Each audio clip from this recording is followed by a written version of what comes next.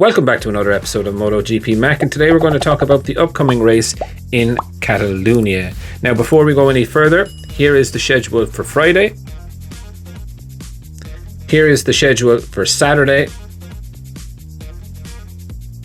And here is the schedule for Sunday. Now, for me, Catalunya always throws up some bit of drama or some surprise within the race. Last year, the race was won by Miguel Oliveira from Johan Zarco, Jack Miller, Johan Mir, Vinales, Quartararo, Bagnaia, Brad Binder, Morbidelli, and Bastianini in 10th place.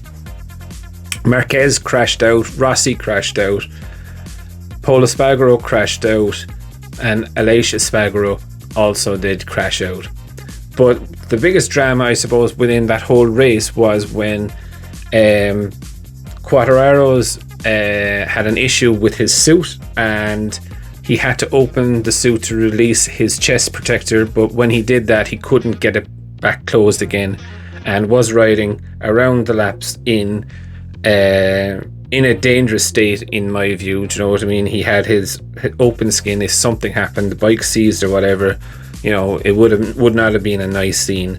It was pretty poor of race control there, I will say, that they didn't flag it earlier, but they did what they did. Catalunya for me is probably one of the best racetracks in the world, just with the corners, how the lads get their elbows right down and they lean on top of the curbs. It's just an amazing place to spectate at.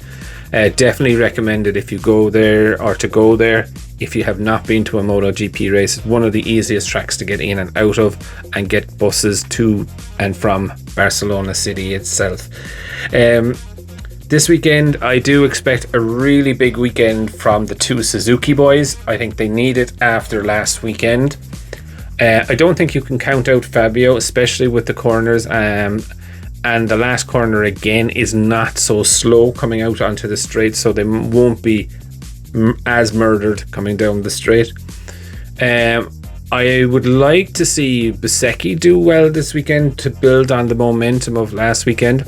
Obviously, Marc Marquez is out as he's having surgery this week. Bradl is in his place. My understanding is Marc is initially trying to return for the Misano GP. So I am hearing that Marc is going to aim to try and return for the Misano test after the Misano GP in, I think, September or so. So hopefully he doesn't, and he just takes the time he needs to recover. But for me, I think, you know, it's going to be a really big thing to see where do KTM end up again. There's a lot of debate over with Miguel Oliveira, what is going on there. But nice to see him do well. I'm not sure they're going to. Aleix Espargaro is also a danger man for tomorrow. I think he could definitely put in a good session.